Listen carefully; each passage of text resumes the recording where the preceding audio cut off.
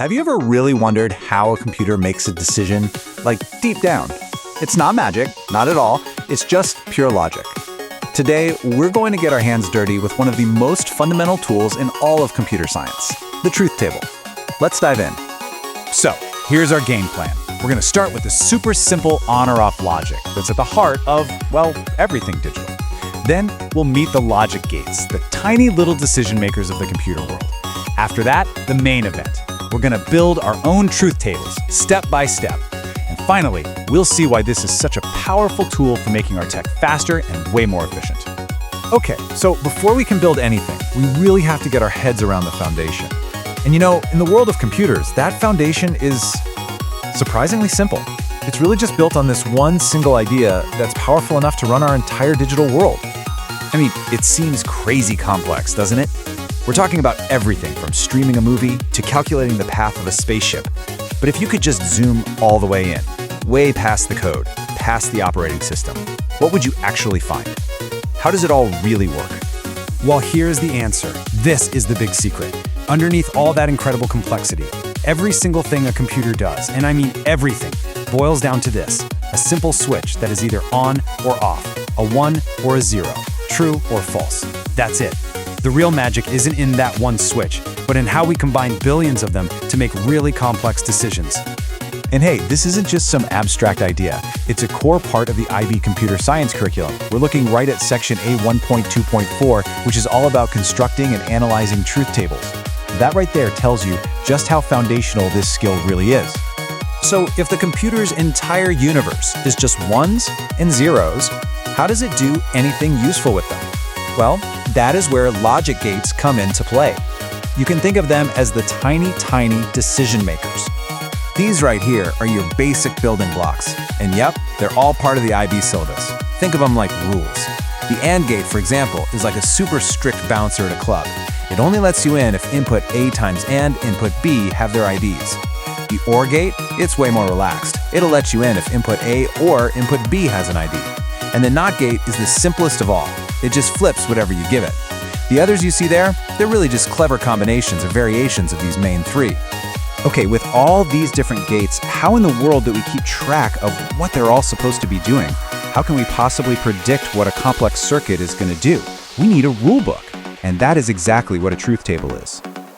Right, so here's the key takeaway. A truth table is basically a complete cheat sheet. It doesn't guess, it doesn't estimate. It gives you the one definitive answer for every single scenario a logic gate or a whole circuit of gates will ever face. So let's look at our very first one, the truth table for a simple AND gate. See how it lists out every possible combination for our two inputs, A and B? If they're both 0, the output's 0. If one's a 1 but the other's a 0, still 0. The only time we get a 1, a true output, is that bottom row, when input A and input B are both 1. This little table perfectly and completely describes the behavior of that gate. Okay, so that was a single, simple gate. But what about a more complex logical expression? Let's get practical and actually build one of these from the ground up. All right, here's our challenge. This expression, y equals A and B or not B, looks a little more intimidating, right? We've got an and, a not, and an or gate all working together. How can we possibly figure out the final output y? Well, the trick is to not panic. We just break it down into small, manageable pieces. And here's our recipe. It's a simple, 3-step process, and it works every single time. First, you map out all your possible inputs. Second, you solve the little pieces inside the parentheses. And finally, you combine those pieces to get your final answer. Easy. Step 1, build the foundation.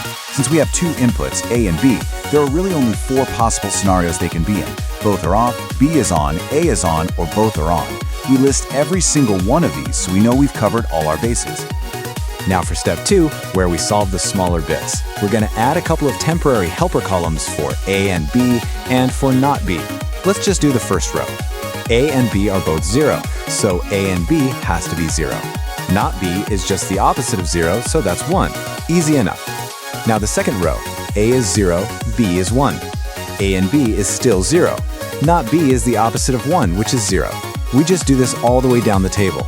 And now the final move. The whole expression was A and B or not B. We already have the answers for both of those parts in our helper columns. So for our final y column, we just apply the OR rule to them. Look at that first row. We have 0 or 1, which gives us 1. Second row, 0 or 0 gives us 0. We fill out the rest, and there it is. We've just created a complete map that predicts the exact behavior of that circuit in any situation. So, we can build these tables, that's cool. But what's the next level skill here? The real power comes when we use them not just to predict what's going to happen, but to actually improve our designs. Let's go right back to the syllabus. A1.2.4 says it loud and clear. We need to use truth tables to aid the simplification of logical expressions. And this makes sense because in engineering and programming, simpler is almost always better. It means fewer parts, less cost, and faster performance. Now this is where it gets really cool. On the left, you've got this kind of chunky expression, A and B or A and not B. You could build a whole truth table for it. On the right, you just have A. Now here's the mind-blowing part. If you actually went and built the truth table for that complex thing on the left, it would be identical to the truth table for just A. They behave in exactly the same way. What does that mean? It means you can throw away that complicated mess of gates and just replace it with a single wire, and you get the exact same result. That is the power of simplification. And this really brings us to the big picture. Why do we spend all this time with these tables of ones and zeros? It's because they are literally the blueprint for our digital world. Look, this isn't just theory. The processor inside the very device you are watching this on was designed using these exact principles. Every single time a program checks something like if score greater than 100, that's Boolean logic in action. When you understand truth tables, you get this superpower to look under the hood of any digital system and see exactly how it thinks. This question from the IB guide just nails the connection. When a programmer writes a line of code like if user is logged in and has admin rights, they are writing a Boolean expression. And deep down inside the machine, a physical circuit built from AND gates is figuring that out, and its behavior is perfectly described by a truth table. So I'll leave you with a challenge.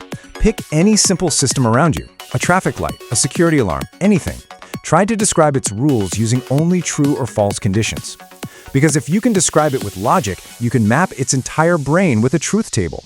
And that right there is the fundamental language of our digital world. Thanks for tuning in.